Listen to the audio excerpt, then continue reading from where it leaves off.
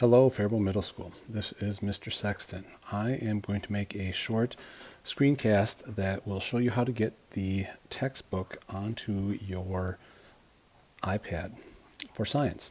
So first of all, there are two apps you're going to need for this.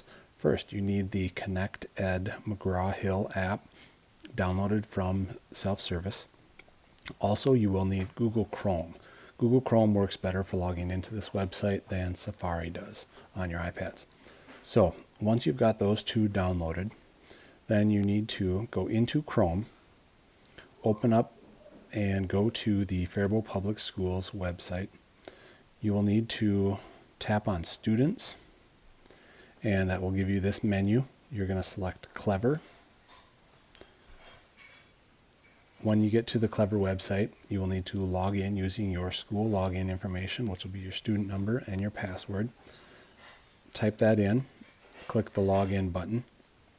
This will take you into the Clever website, which may have access to other resources for you, but we're going to be using the one that says McGraw-Hill, that red box in the middle of the screen.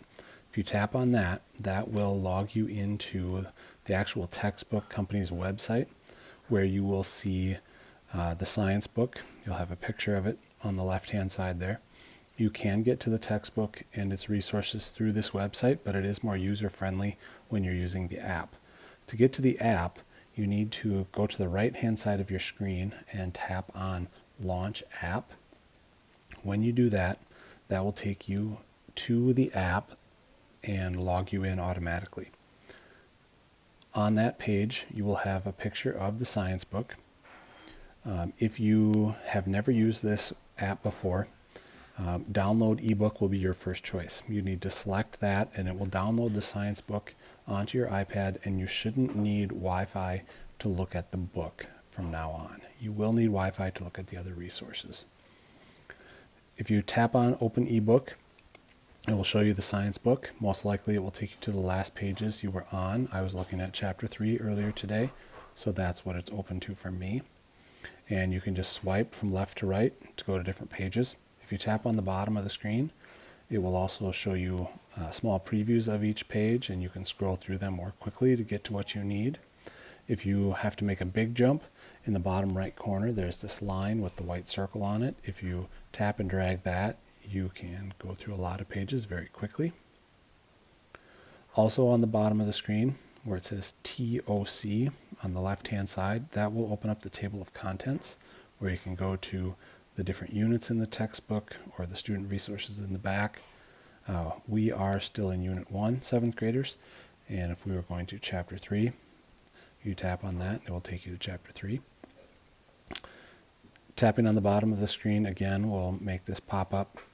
If you exit out of this, it'll take you back to the main book bag page. From there, there are some other resources we're going to be using now that we are doing distance learning. And so it will give you a menu that lists the different chapters. We are on Chapter 3. And if you select the lesson you are on, it will give you a list of resources.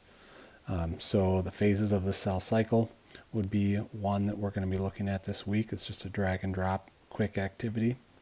There also are access to some brain pop videos, which we're going to be using some of those by dragging to the right. Brain pop mitosis is there, and that's another one that we'll be looking at later this week. So if you scroll through this list, there are a lot of resources. There's copies of worksheets, all of the worksheets. We do not use all of them. Some other vocabulary resources, some other reading activities, some practice quizzes, some other short videos that you can look at. A lot of resources that we really have not touched. If you go back out one step, there also are resources for the whole chapter. The study guide gives you some vocabulary options, things you can do to practice. There's a chapter review, which is like an online practice test. There are other practice tests that you can do. Like I said, it's a lot of things that we have not used before. So that is a real quick look at the textbook app and resources that we'll be using now in distance learning. Hopefully this helps.